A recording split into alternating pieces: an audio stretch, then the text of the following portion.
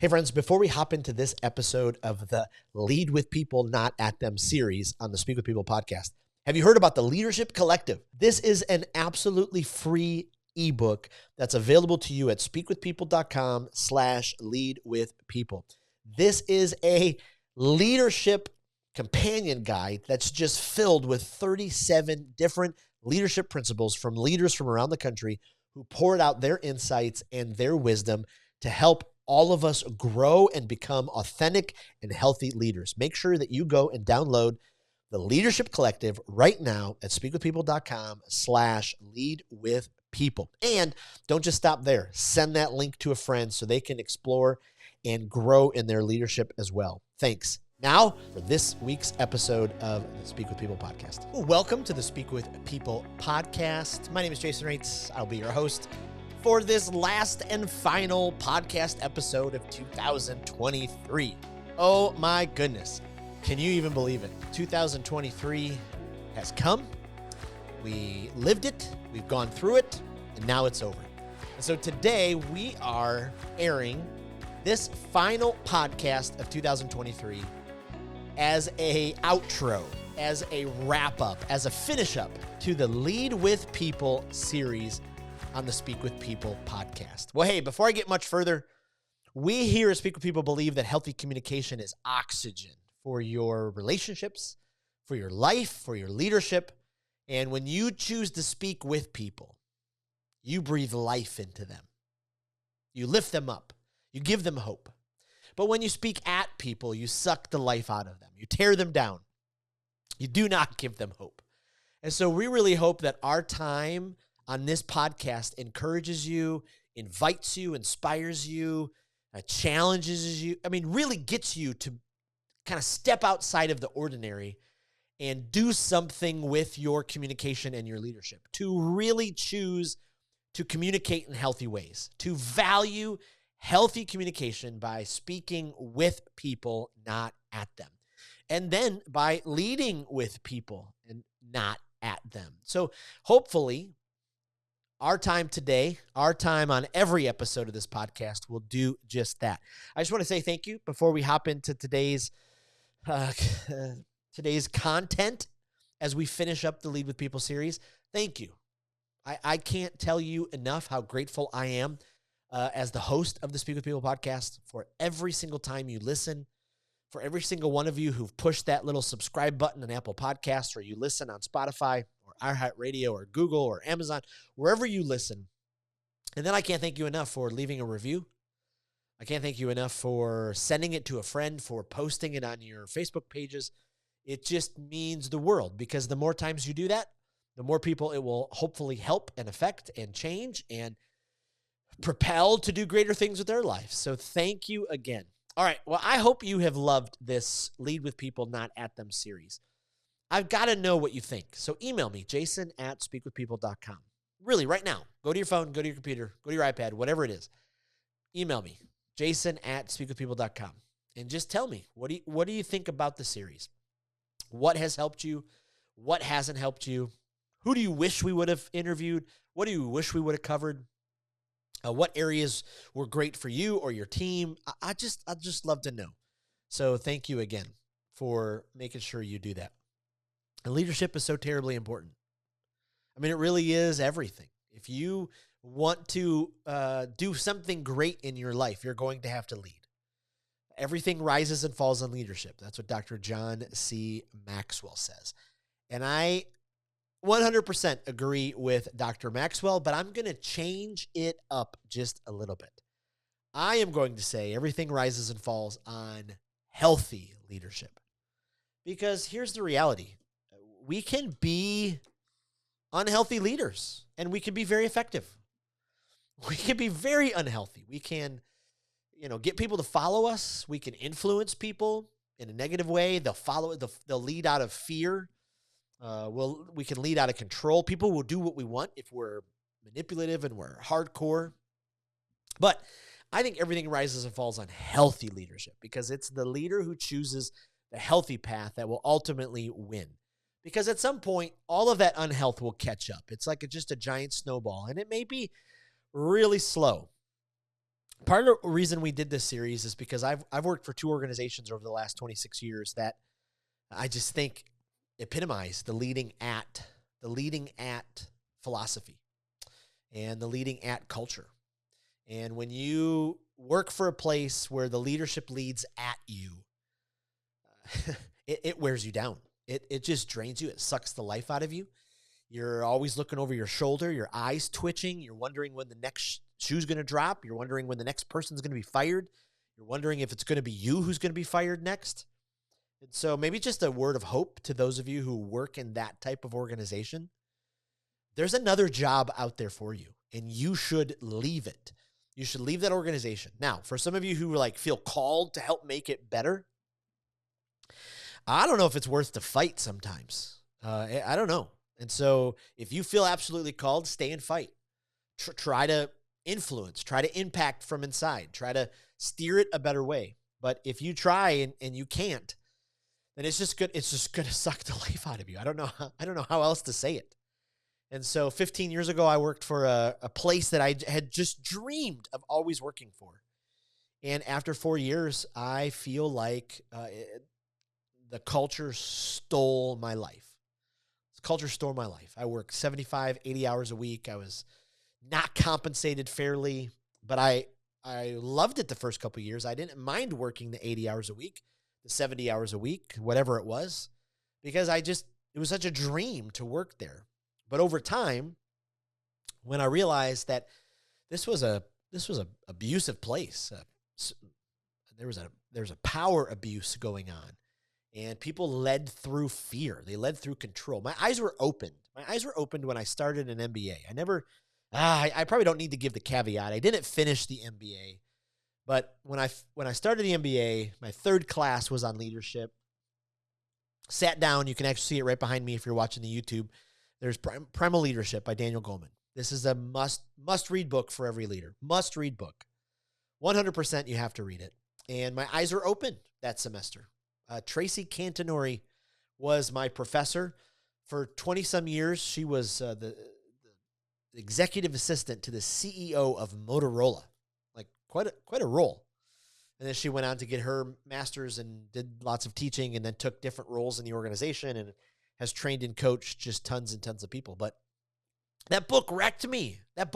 It absolutely changed my life for the positive because my eyes were open to the power abuse. The power abuse, when you lead at people,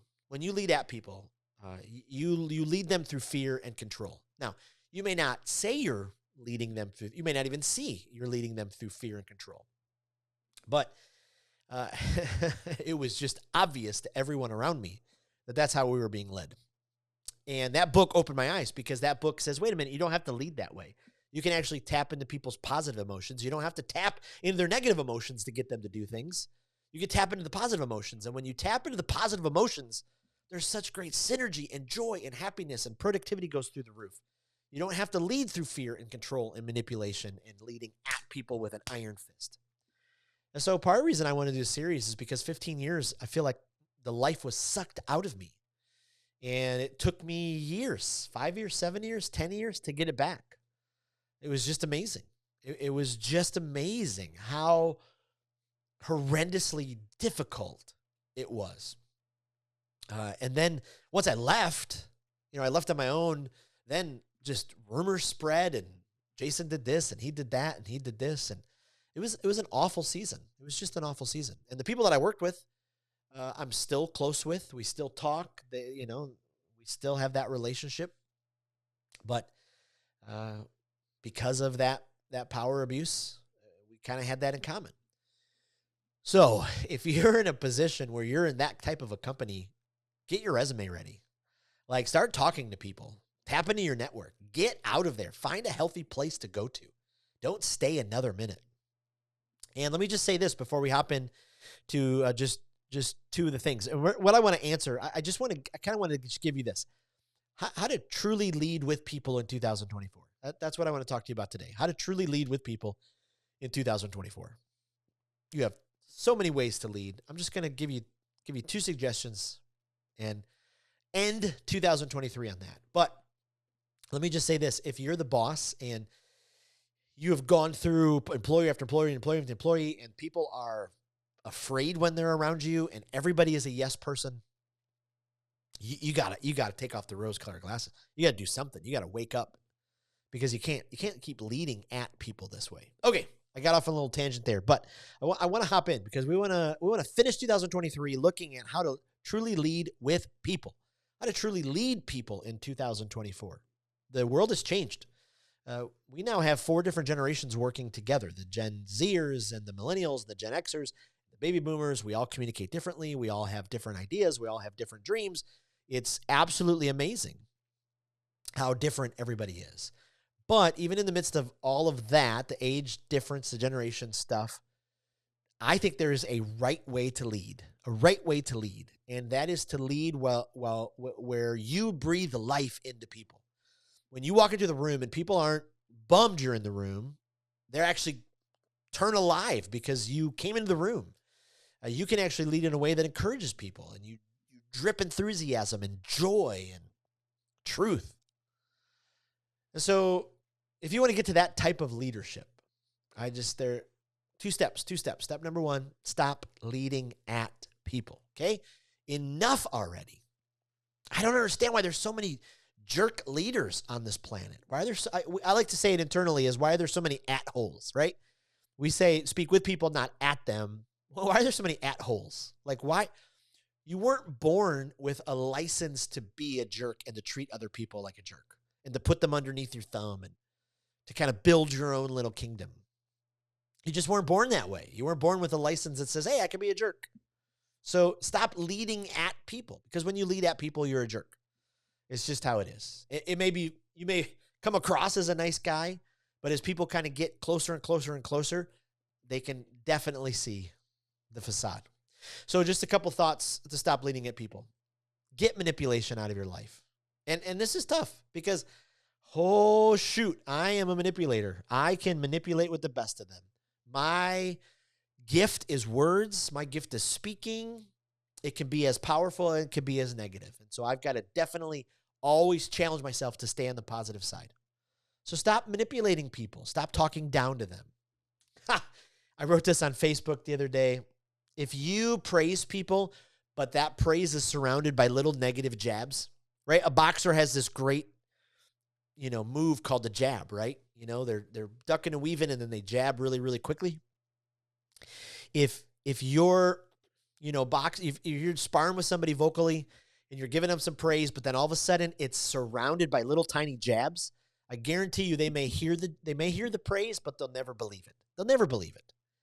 So enough with the negative jabs. Enough with it. Just stop already. Another way you can stop leading at people, stop with the unclear communication. If you leave a fog wherever you go, if your team's always huddling up in a corner going, what are they thinking? What is she thinking? What is he thinking? What do they really want me to do? If you go, around the chain of command and you're always communicating to people that, other people have to find out through different channels, like it's leading at people. If you have to be right all the time. Now, I get there's personalities and you want to be right and all that kind of stuff. But if you have to be right all the time, if every idea has to be yours, or if you take ideas and then you take credit for it, or if you're the boss, if you go through many, many, many, many staff, if there's just continued turnover, that organization I worked for, I told you about 15 years ago, the supervisor that supervised me went through people, person after person after person after person after person. And everybody always had a good reason to leave, but it was always veiled on the inside as I just can't take it anymore. I got to move on. And so stop going through so many staff. Care for them. Another thing to look for if you're leading at people is your people just serve you. You just want everybody to serve you. I worked for a different organization where when we went on trips, they would send a staff ahead of time to get the director's hotel room ready, make sure their coffee setup was there and all their drinks were in the fridge. Now, hey, at the end of the day, there's nothing wrong with that. I mean, if somebody were going to serve me that way, wow. But come on, like we all put our pants on, one leg at a time. And if you're a two-legged person, shoot, that's incredible. But stop leading at people. Stop leading at people. We've got this great resource. It's not going to be free forever. but it's called the Leadership Collective. It's an ebook with 38 different leadership principles. It's a companion guide to help you navigate healthy leadership. Download it. Go to speakwithpeople.com/leadwithpeople. Lead with people. Read it. Listen to the whole Lead with People series. Go back through and listen to them all. But at the end of the day, you do not have to lead at people. So if you're going to truly lead with people in 2024, stop leading at people. And then secondly, just start leading with people. Okay? Lead with people. Lead with people. Choose healthy leadership. Choose healthy leadership. And in order to do that, starts with this. Be obsessed with your team's success. Okay? Be obsessed with your team's success. Say it with me. Be obsessed with my team's success. How can you, as the supervisor, how can you as a team leader, how can you as the C-suite leader, how can you as the VP, whatever you are, or I'm just a teammate, and I still want to be obsessed with my team's success. I think there's a couple ways you can begin if you don't even know where to start. One, create a document. I call it my people clarity document. My people clarity document. Create a document. You can do it in Google Spreadsheets. Do like 4 different sheets. The first sheet will be all of their primary information, their name, their spouse's name, their kids' names, their birthday, their spouse's birthday, their wedding anniversary, all the pertinent stuff that's, their work anniversary from when they started at your company, all that stuff, all of that stuff where you got to really know the people. If you want to be obsessed with them, you got to really know them. And then the second sheet, do as much of their favorites as you possibly can. Find out their favorite coffee. Find out their favorite drink. Find out their favorite fast food restaurant. Their favorite gift, where they would love to get gift cards from.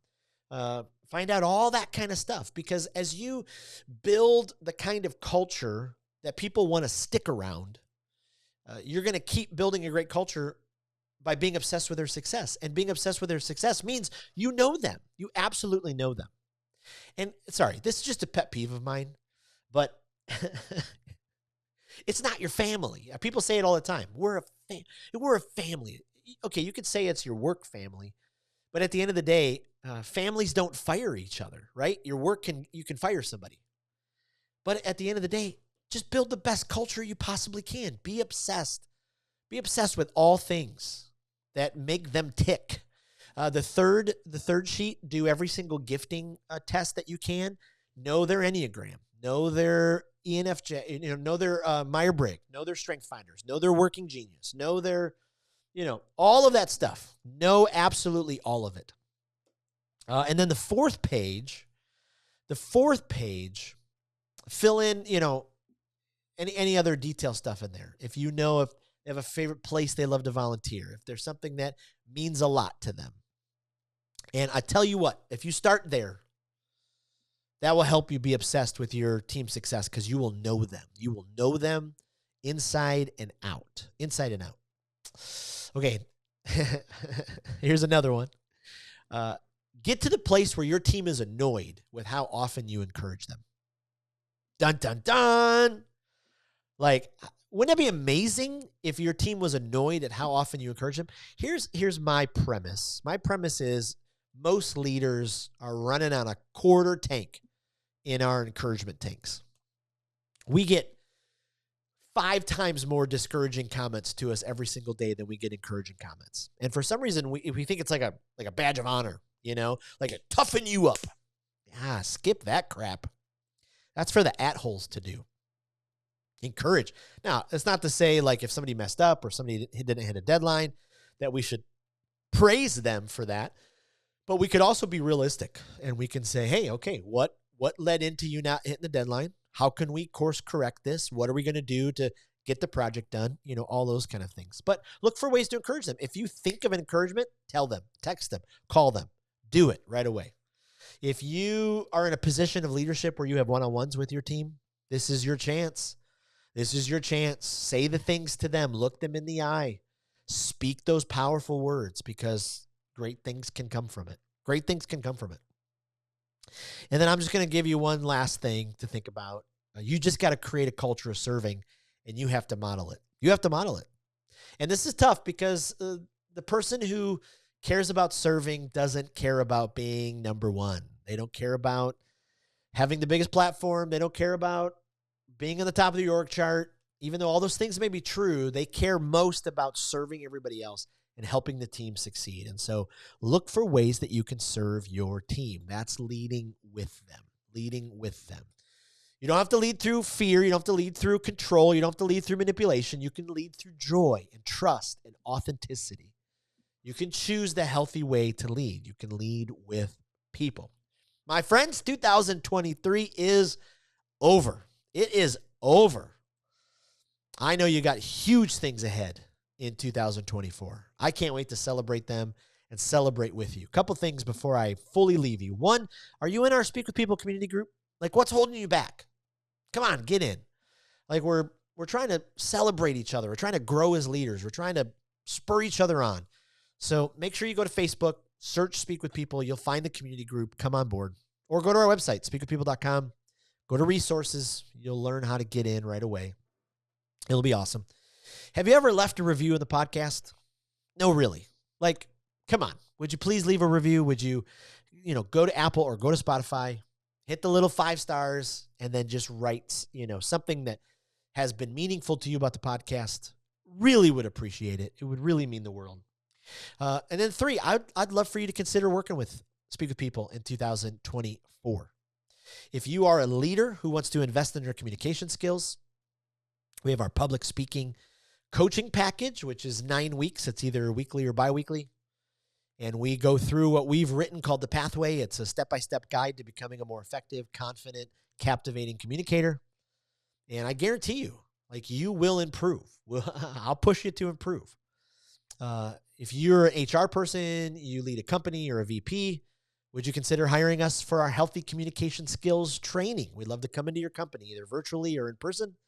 And we could do a 1 hour, a half day, or a full day, and we can walk people through the essence, the importance, and the practice of healthy communication skills and how that can change their leadership, your team culture, your client's culture is just amazing.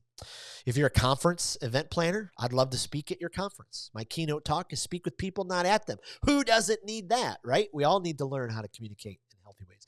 If you're a leader who's looking at how do I get my life on track, we have a life coaching package. So we have a bunch of different opportunities for you. So I can't thank you. Thank you so much again. Man, 2023 is a great year. 2024 is going to be 5 times better.